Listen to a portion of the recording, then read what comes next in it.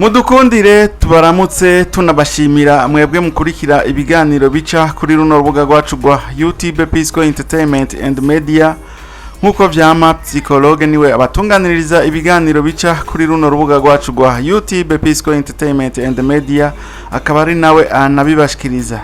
Uyu munsi ngomba tuganire gatoya ku majambo abakuru b'ibihugu babiri, umwe n'umukuru w'izinga rya Zanzibar aherutse gushikiriza hari ku munsi mukuru w'abakozi, hamwe n'umukuru w'igihugu ca Kenya William Samoei Ruto.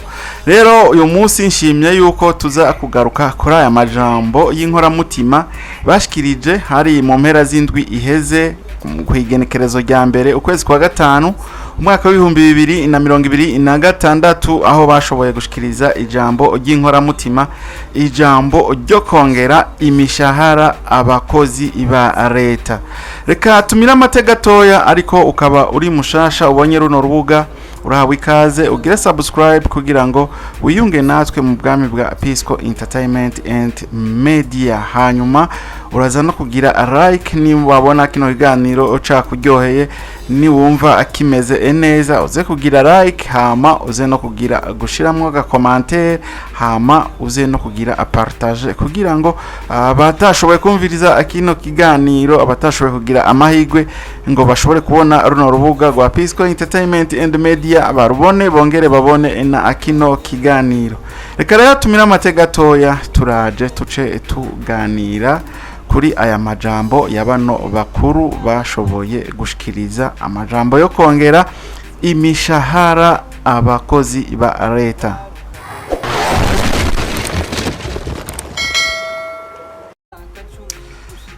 Turasubiye kubaramutsa, sangwa ikaze mu idonido rya kino kiganiro. Narimejeje kubibabwira mu ncamake, ndababwira yuko uyu munsi dufite ikiganiro kigaruka ku majambo abakuru b'ibihugu babiri, kimwe n'igihugu ca Kenya hamwe n'izinga rya Zanzibar baherutse kuvuga hari ku munsi mukuru mpuzamakungu w'abakozi n'akazi. Abo bose barashoboye kongera abakozi babo, abakozi b'ibihugu basanzwe baserukira imishahara. Ariko rero reka tubanze duhere kuri Zanzibar. Ndazi ko abantu benshi muzi yuko Zanzibar atari igihugu, kanatsinda murabizi yuko Zanzibar ari Tanzania. Rero kera novuga yuko ijya Tanzania muzi uno munsi atari Tanzania, kera yitwa Tanganyika, hanyuma Zanzibar nayo yari irijya zinga nyene yitwa Zanzibar. Byari ibihugu bibiri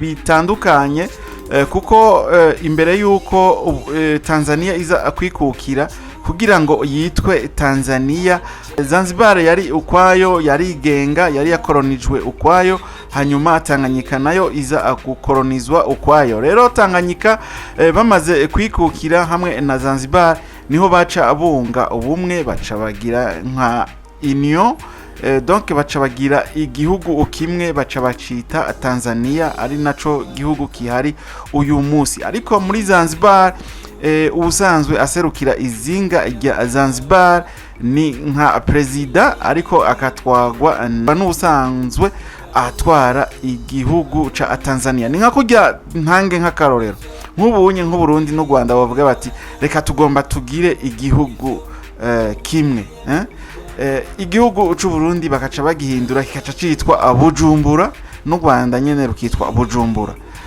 U Rwanda rwogumaho rwitwa u Rwanda, hanyuma Uburundi nabwo bukitwa Burundi, ariko bakaba babuhinduye nk'izina bukitwa Bujumbura. Muri ico gihe rero umukuru w'ico gihugu Uburundi n'u Rwanda yoba umwe, atwara ivyo bihugu uko ari bibiri. Ariko mu gihugu c'u Rwanda naho umuprezida ubusanzwe aserukira akarere k'u Rwanda yokwama abariho. Rero muri Zanzibar n'ubu iyo hatowe nk'umukuru w'igihugu atogwa muri Tanzania, kandi hakaca hatogwa n'uwa Zanzibar. Rero leta ya Zanzibar mu ndwi iheze hari kwigenekerezo rya mbere ukwezi kwa gatanu umwaka wa 2026 niho bongera imishahara abakozi ba leta ya Zanzibar.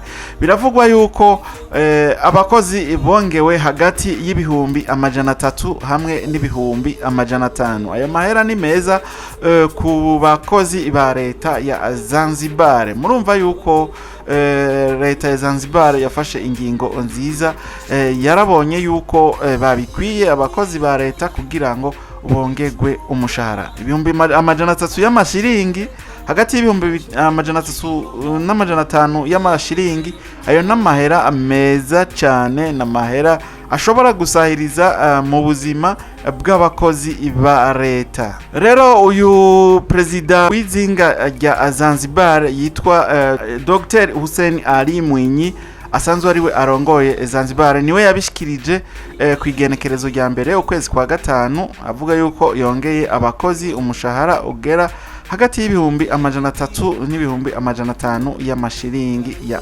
Tanzania. Akaca avuga yuko ivyo bizoshigwa mu ngiro mu kwezi kwa mbere umwaka wa 2027. Aho niho bazotangura kuronka ayo mashiringi, niho bazotangura guhembwa iyo mishahara yaraye yongewe abakozi ba leta bari mu karere ka Zanzibar. Rero uyu prezida ariwe Dr. Mwinyi asigura yuko impamvu yashoboye kongera imishahara iyo ngingo ifatiye ku butunzi bw'igihugu, ubushobozi bw'umuguzi muri kino gihe, hamwe n'umwihariko wa leta yo gufata neza abakozi hanyuma akazi ikagende neza. Murumva yuko icyatumye afata iyo ngingo yo kongera abakozi umushahara ni kubera ubutunzi bw'igihugu buriko buragenda neza, atahungabana ry'ubutunzi bwa Zanzibar buriko buribonekeza.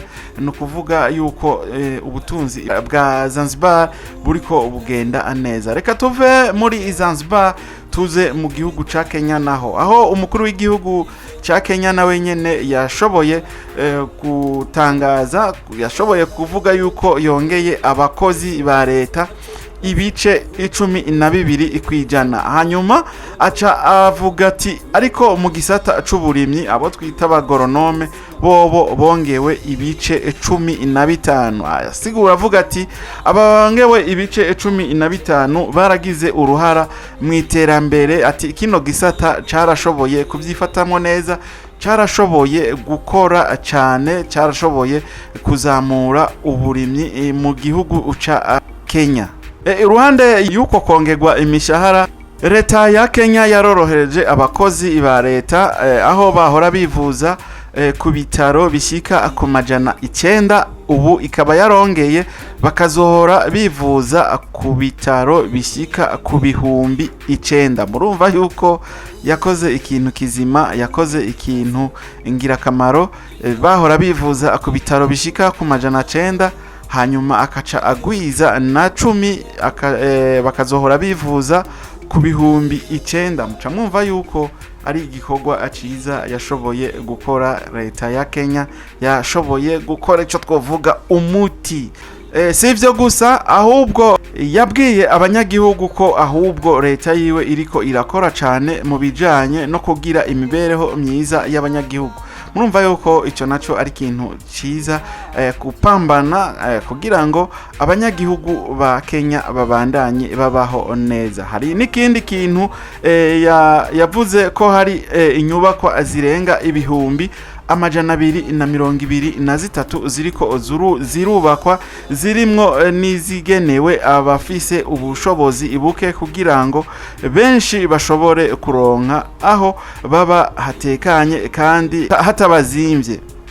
No mu ntara ya Vihiga hariho inzu ziriko zirubakwa. Urumva yuko leta ya Kenya iriko irubaka amazu kugira ngo abanyagihugu canke n'abakozi ba leta bazoshobore koroherwa inzu zigera kuri 273,000 ziriko zirubakwa, inzu zagenewe abanyagihugu kugira ngo abanyagihugu babandanye biberaho neza.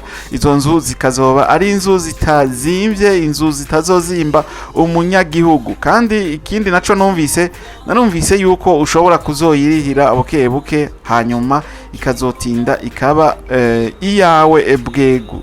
Rero mu ncamake, mu majambo make, perezida w'igihugu ca Kenya ariko agerageza guteza imbere ubuzima bw'abakozi, ukubongera amafaranga no kubafasha kuronka aho baba heza hatabavunye mu gukota. Murumva yuko ari ikintu uciza. Muri make, izi nzu yazubatse kugira ngo abakozi ba leta bashobore kubaho neza canke n'abanyagihugu bashobore kubaho neza.